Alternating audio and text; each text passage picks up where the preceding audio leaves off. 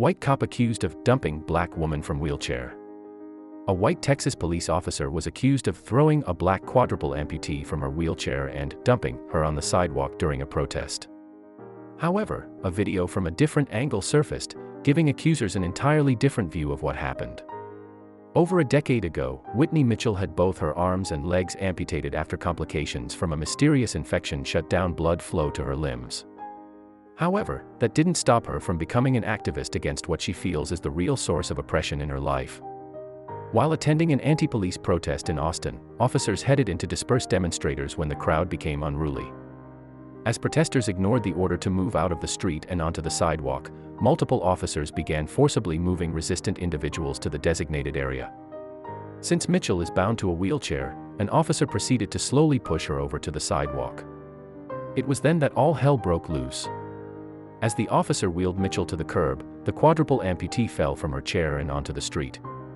A short video of the incident was quickly uploaded to Twitter with the accusation that the white police officer had not only dumped Mitchell out of her wheelchair but had also done so due to racism. "You're throwing her out of her chair," protesters repeatedly shout at the officer. "This is what the police do, abuse disabled black women," one woman yells. "F***ing racist," another says to the officer. The video captures the officer wheeling Mitchell away from the crowd but misses the moment she falls from her chair, allowing viewers with an anti-police bias to accuse the officer of committing an act of brutality. However, a video from another angle captured the unadulterated truth, revealing a vastly different narrative than the initial one. After seeing the unobstructed view of Whitney Mitchell and the police officer, viewers immediately realized that there wasn't any weight to the accusation that he had dumped or thrown her from her wheelchair. In fact, it appears as though Mitchell purposefully slid out of her chair, possibly to create a narrative that she was a victim of police brutality. Am I the only one who see them calmly and safely pushing her wheelchair whilst she flails about aggressively? They're removing protesters from the road, she's one of them. A wheelchair isn't a magical, don't touch me, cheat code. They treated her coy to all the able-bodied protesters, one user wrote.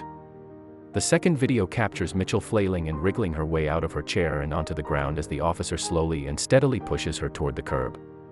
Viewers pointed out that the officer never tilted the wheelchair forward or jarred her in any way that would cause her to fall or slide off. She's wiggling all over, though. She just slid off her chair from gesticulating around. Unless I'm missing something, I didn't see him turning over her wheelchair or brutalizing her in any way. He was just pushing her wheelchair to the sidewalk, another replied. Dumped her violently. He didn't tilt the chair at all. She wiggled herself out so she could claim he did it.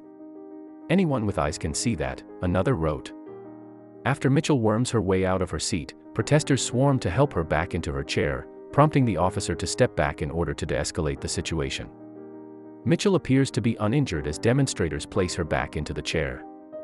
The first video, which shows a conveniently obstructed view of the incident, is being circulated by activists who wish to bolster anti-police sentiments.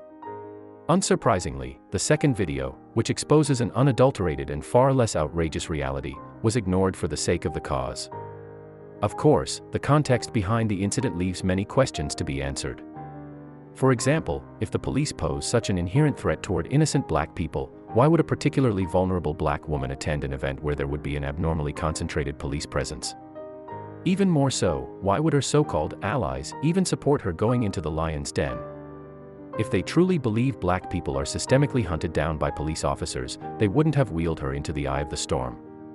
Mitchell is undeniably a victim, but not of police brutality. She is a victim of a narrative that is based on lies and ignores uncomfortable statistics. Disturbingly, she is happy to be used by the anti-police activists as a perpetual victim.